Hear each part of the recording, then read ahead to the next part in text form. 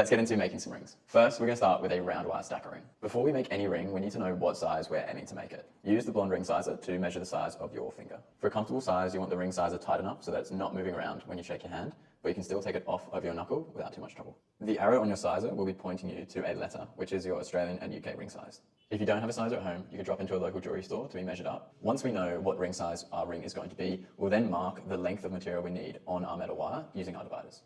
To get this length measurement, use the charts in our digital resources to convert your ring size into a millimeter measurement. To mark our size, we'll need our dividers and a ruler. Simply slide the edge of your ruler against that leg, and we're going to be using this wheel on the side of our divider to adjust the length between our two little legs here. So I'm going to spin that until it's at the measurement that I need for my desired ring size. Once your dividers are all set, we're ready to transfer that measurement onto our piece of metal. We're going to be making 2 little scratches on our piece of metal wire. To do so, it's really essential that you leave a little edge on each side of the wire and that you don't start from one side only. This is only going to leave you with 1 scratch, and remember we need 2. So we're going to be working in the middle of our metal here. Start by sticking one leg of your divider, making sure to leave an edge, into the table and holding it right at the top. Then steady the piece of silver using your non-dominant hand and slowly scratch the opposite end using the free leg, and repeating on the opposite side. If you're having trouble seeing where they are, you can draw over the top of them with a Sharpie marker.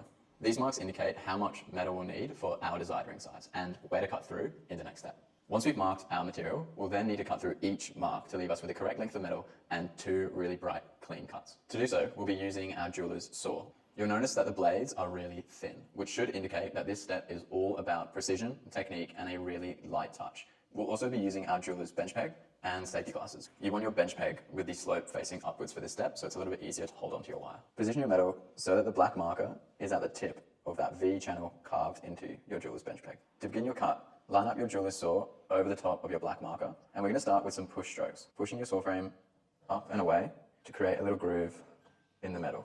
This is going to stop your saw frame from sliding left to right. Once you've got a little groove, you can then start to saw back and forth.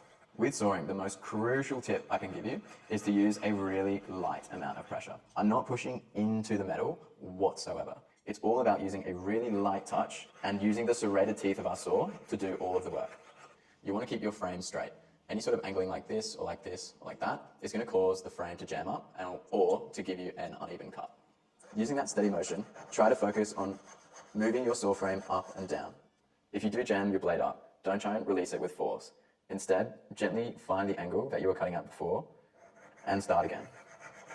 So before we move on to the next step, we're going to file them nice and flat. You may notice that your cuts either aren't quite straight or there's little tips of metal sticking out at the end. To remove these, we'll be using our needle files. And the one I recommend using for this step is the flat side of your half round file. Holding your silver at the edge of your bench so that just one edge is slightly hanging over the lip, we'll be using this straight surface to guide our filing and make sure that our filing is also nice and straight.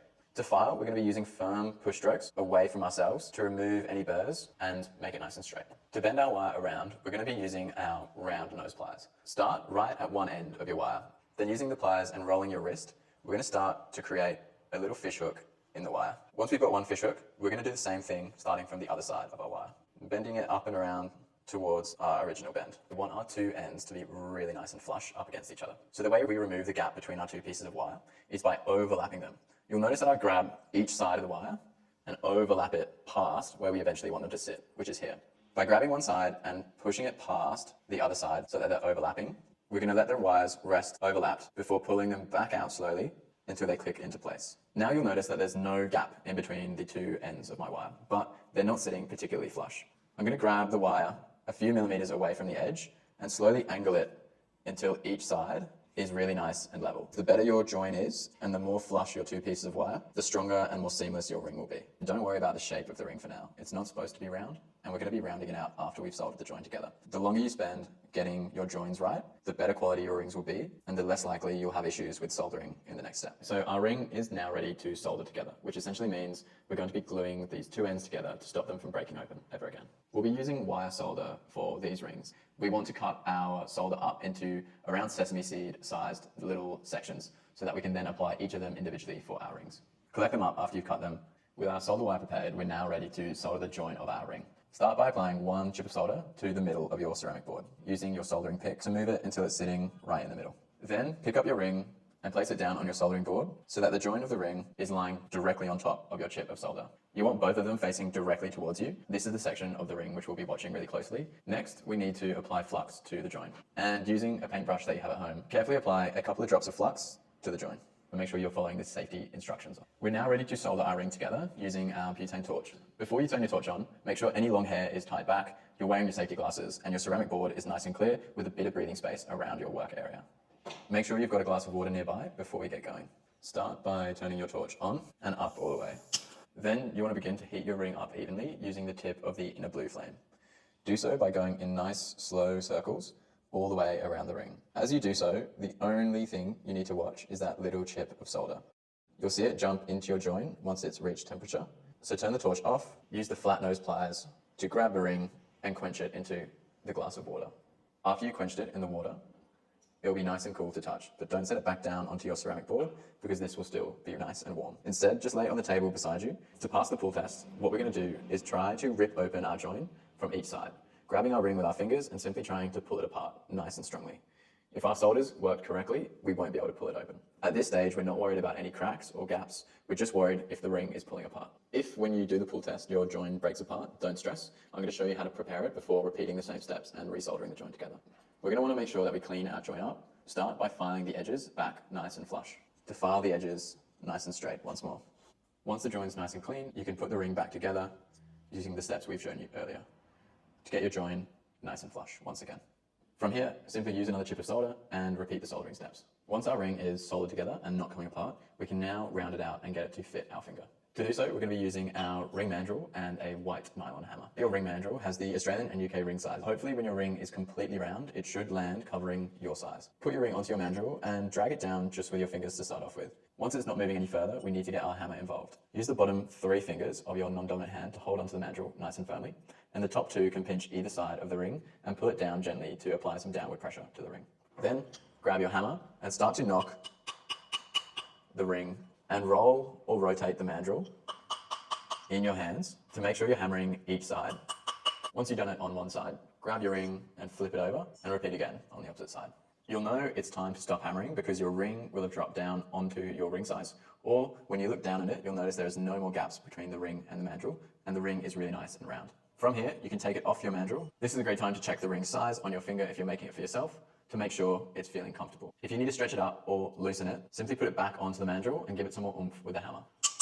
Once you've got your ring to your desired size, you may notice, especially with these thinner ones, that there's a little bit of warping. And if you'd like it dead flat, we're going to flatten it now using our steel stamping block. Put your ring into the middle of your steel stamping block and hold down one side of it with your fingers. You can then hammer the other side of the ring and roll it or rotate it as you go to make sure all sides of the ring are nice and flat and level. We're now ready to clean our rings up, and we're going to do that in 2 different steps. We've got filing and then we've got polishing. We'll once again be using our half round file for this step.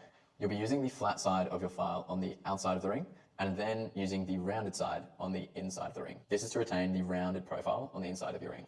Use your bench peg to support you as you start to push your file away from yourself over the join. You want to try and roll your wrist as you do this to preserve the round contour of the ring. Continue until the ring is nice and smooth to the touch over the join, or until it's absolutely seamless. Then flip the ring over and use the other side of your file, the rounded side, to begin the exact same process on the inside of your ring. Once you're happy with your join, it's then time to move on to polishing the ring. With the sandpaper that you've picked up from the hardware store, you can start to use the emery stick that you would have made at home, or you can simply use your hands to start to scrub the ring surface up. When polishing with sandpapers, you want to start with the roughest or the coarsest grit.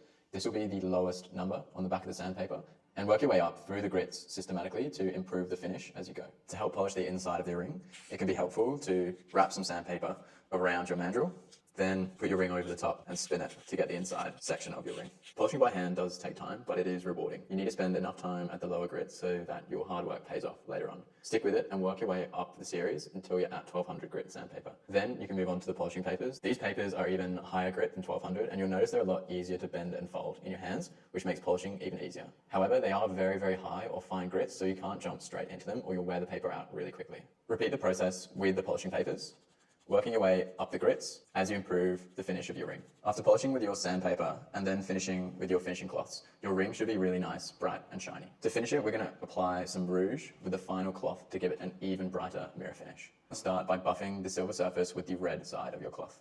After applying the rouge, then polish off with the yellower side, which should give you a final bright mirror finish. That concludes what could be your first ever ring, a really nice round wire stacker.